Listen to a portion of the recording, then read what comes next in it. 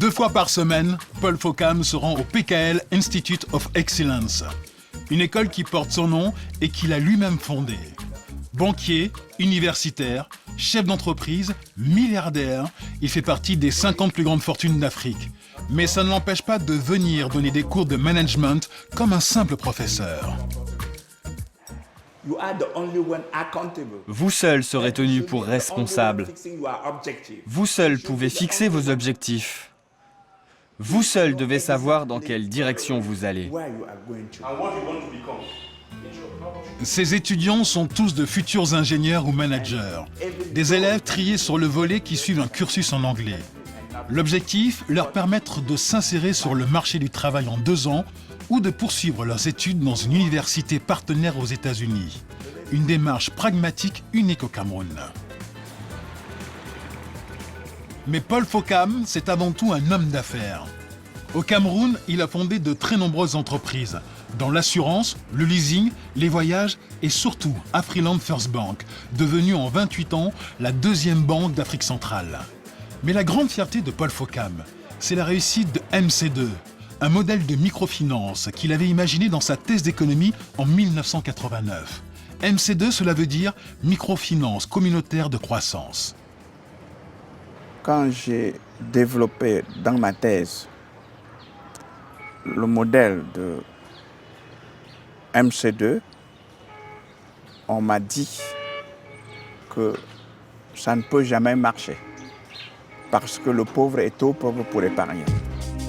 Le pauvre est trop pauvre pour épargner. Paul Focam va prouver le contraire.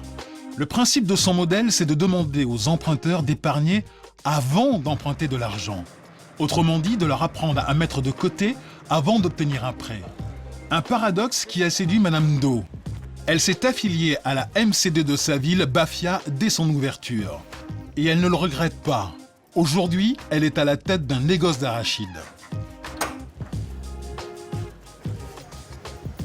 Cela m'a permis à augmenter d'abord mon fonds de commerce et aussi à élever les enfants.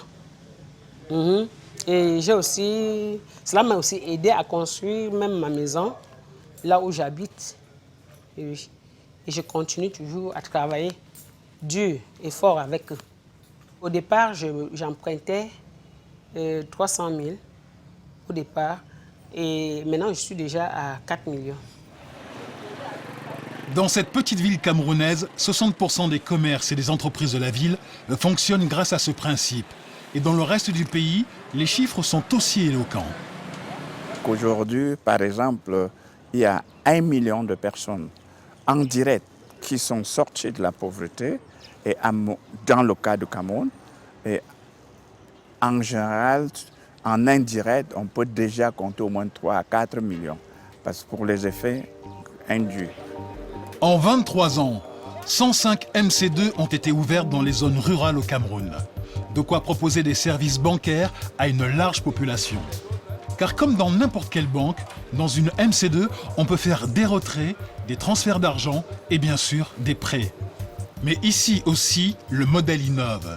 Dans les MC2, rien ne vient d'en haut. Pour financer les prêts, les utilisateurs doivent s'associer et mettre en commun leur épargne. Un système solidaire et autogéré. Et pour le développer, Paul Focam a eu l'idée de s'appuyer sur les élites locales. Mais nous ne savons pas parler la langue. Nous ne connaissons pas parfaitement les coutumes du coin. C'est vous qui devez porter le message. Et ensuite, parce que vous êtes élite, vous avez un peu plus de moyens, c'est vous qui allez montrer l'exemple. Que voilà, si je commence à mettre, les gens vont vous suivre. Un système qui repose sur la confiance. À Bafia, c'est Ali Ibrahim qui a été approché il y a 20 ans par le docteur Focam. Parce qu'il était un jeune acheteur de cacao, réputé honnête, et parce qu'il connaissait bien les petits planteurs et le monde rural. Avec quelques autres membres influents de la communauté, ils ont investi leur argent personnel pour ouvrir leur MC2. 20 ans plus tard, leur mutuelle compte 8000 membres et leur richesse collective a été multipliée par 375. Parce que nous sommes partis avec un capital de moins de 8 millions de francs CFA. Et aujourd'hui, nous avoisinons déjà 3 milliards de bilan. De bons chiffres qui s'expliquent par les taux d'intérêt pratiqués. Ils ne dépassent jamais 15%. là où ceux des autres établissements de microfinance peuvent aller jusqu'à 36%. La chance que nous avions, c'est que les MC2, c'est des mutuelles. Nous sommes dans des localités où nous sommes censés nous connaître tous. Ce qui fait que les garanties, nous les accordons, nous les prenons, mais ce n'est pas avec beaucoup de facilité, plus de facilité que les banques classiques. Résultat, à la MC2 de Bafia, le taux de remboursement est de 95%. Mais la mutuelle ne se contente pas de financer les entreprises. Elle les accompagne aussi dans leur développement. Dans la campagne de Bafia, ce groupement d'éleveurs de poulets vient d'être aidé par la MC2. La mutuelle leur a prêté 10,8 millions de francs CFA.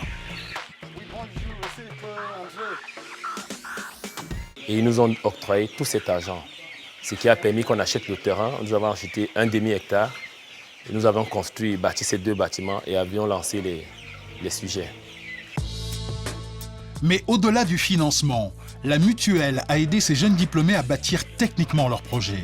Elle les a accompagnés lors de l'achat du terrain, de la construction des infrastructures et de l'achat des poussins.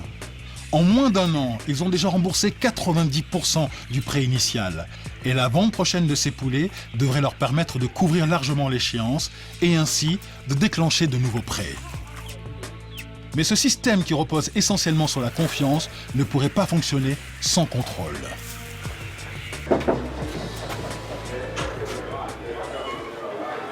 Bonjour Chantal. À l'agence de Bafia, un contrôle inopiné est en Je suis cours. là pour un contrôle inopiné. Je constate que le dernier arrêté que vous avez fait, vous étiez à 14 480 400 francs.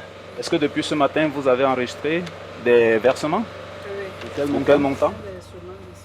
Depuis le départ, c'est ADAF, une ONG camerounaise qui encadre l'ouverture des MC2.